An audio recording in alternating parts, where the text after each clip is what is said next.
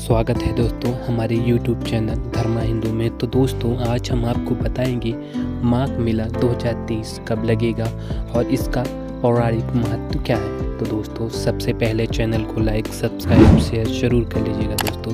तो चलिए दोस्तों बिना लेट किए हुए वीडियो को स्टार्ट करते हैं। तो दोस्तों हम आपको बताना चाहेंगे कि हिंदू कैलेंडर के अनुसार पौष मास के बाद वर्ष का 11वां महीना माघ मास प्रारंभ होता है।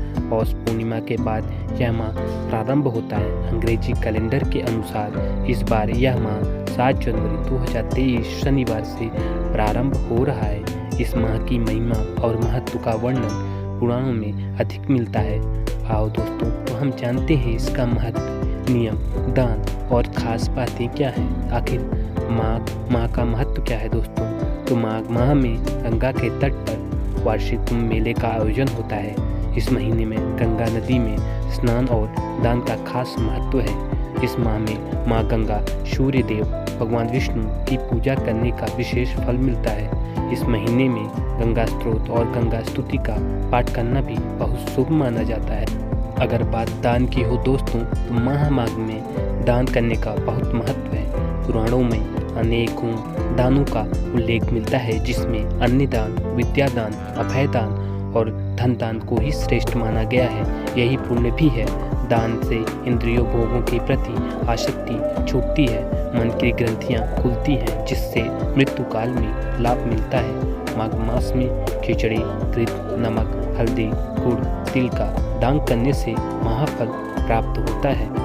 माघ मास या माघ पूर्णिमा को संगम में स्नान का बहुत महत्व है। संगम नहीं तो गंगा, गोदावरी, कावेरी, नर्मदा, कृष्णा, क्षिप्रा, सिंधु, सरस्वती, ब्रह्मपुत्र आदि पवित्र नदियों में स्नान करना चाहिए। प्रयाग में माघ मास के अंदर 3 बार स्नान करने से जो फल होता है वही फल पृथ्वी के 10,000 अश्वमेध यज्ञ करने से भी प्राप्त नहीं होता है। निर्माण सिंधु में यह कहा गया है कि माघ मास के दौरान मनुष्य को कम से कम एक बार पवित्र नदी में स्नान करना चाहिए।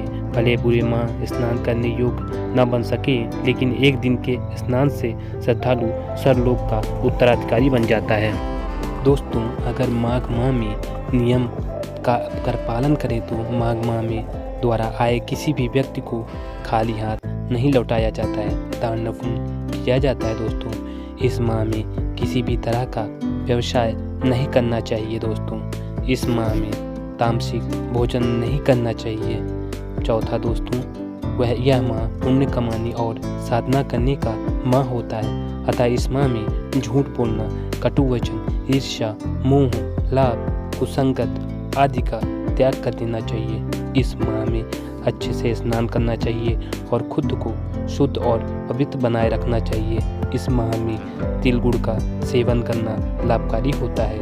इस माह में यदि एक समय भोजन किया जाए तो आरोग्य तथा एकाग्रता की प्राप्ति होती है। इसी माह में दोस्तों श्री हरि के साथ ही श्री कृष्ण की पूजा करना चाहिए। ऐसा करने से सभी मनोकामनाएं पूर्ण होती हैं। इस माह में कल्पवास के नियमों का पालन करना चाहिए। माघ माह में कल्पवास करने का सबसे बड़ा पुण्य है।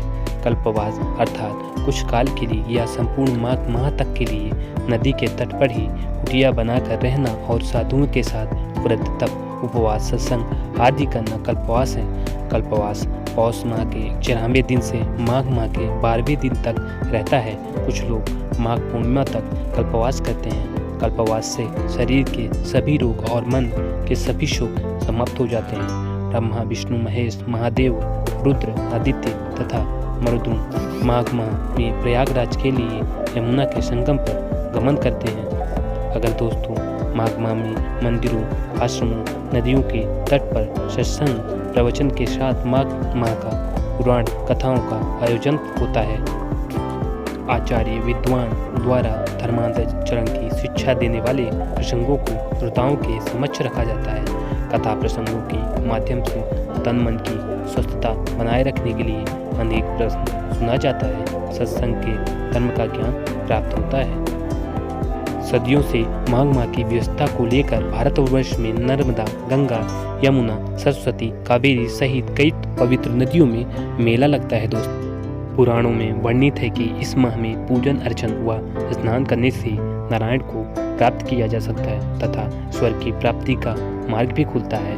महाभारत की एक दृष्टांत में उल्लेख है कि माघ माह के दिनों में अनेक तीर्थों का समागम होता है। वहीं पद्म पुराण में बताया गया है कि अन्य मास में जप तप और दान से भगवान विष्णु के उतने प्रसन्न नहीं होते हैं जितने कि माघ मास में नदी तथा तीर्थस्थलों पर स्नान करने से होते हैं। मान्यता यह भी है कि माघ मास की पूर्णिमा को नदी स्नान और दान देने से सूर्य और चंद्रमा युक्त दोषों से मुक्ति मिलती है। तो ये था दोस्तों माघ माह का विशेष महत्व।